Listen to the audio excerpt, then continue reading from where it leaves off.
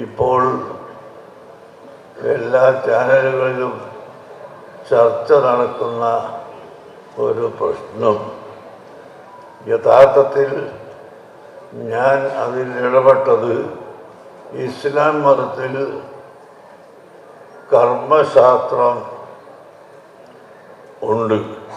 ആ കർമ്മശാസ്ത്രത്തിൻ്റെ 4ാമത്തെ ഭാഗമാണ് ക്രിമിനൽ സംബന്ധമായ നിയമങ്ങൾ പഠിക്കുന്ന ജിനായാത്ത് എന്ന് പറയുന്നത്. ഞങ്ങൾ പള്ളിതരത്തിലും കിതാബ് പോകുന്ന കുട്ടികളൊക്കെ അത് പഠിച്ചുകൊണ്ടിരിക്കുന്നു.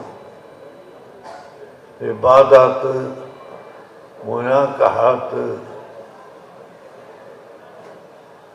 തുടങ്ങി പല ഇനങ്ങളും കർമ്മശാസ്ത്രങ്ങളിൽ പഠിക്കുമ്പോൾ തന്നെ ജിനായാത്ത് എന്ന് പറഞ്ഞാൽ ക്രിമിനൽ സംബന്ധമായ നിയമം. ആ നിയമം പഠിച്ചതുകൊണ്ട് ഇന്ത്യ രാജ്യത്ത് ജീവിക്കുമ്പോൾ ഇന്ത്യയിലെ ക്രിമിനൽ നിയമം കൈകാര്യം ചെയ്യുന്ന ആളുകളുമായി ബന്ധപ്പെടുകയല്ലാതെ ഒരിക്കലും നിയമം കയ്യിലെടുക്കുന്ന സ്വഭാവം നമ്മുടെ കുട്ടികൾക്ക് ഇല്ല.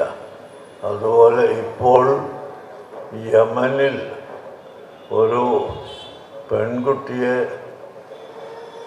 തൂക്കിക്കൊല്ലാൻ തീരുമാനിച്ചപ്പോൾ നമുക്ക് ഒന്നും ചെയ്യാൻ സാധിക്കുകയില്ലെങ്കിലും അവിടുത്തെ പണ്ഡിതന്മാരുമായി ബന്ധപ്പെട്ട് ഇസ്ലാമിൽ കൊല്ലുന്നതിന് പകരം ദിയത്ത്, കവത് എന്നൊക്കെ അറബിയിൽ പറയുന്ന ചില പ്രായശ്ചിത്തം ഉണ്ട്.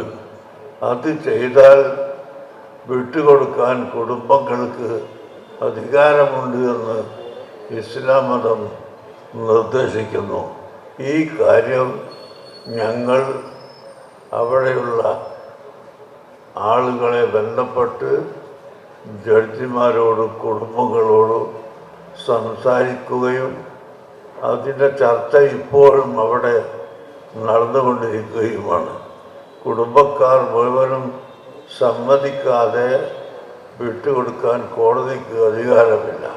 അതുകൊണ്ട് വീട്ടുകാർ മുഴുവനും സമ്മതിക്കുമോ ഇല്ലേ എന്ന ചർച്ചയിലാണ് ഇപ്പോൾ അവിടെ ഉള്ളത്.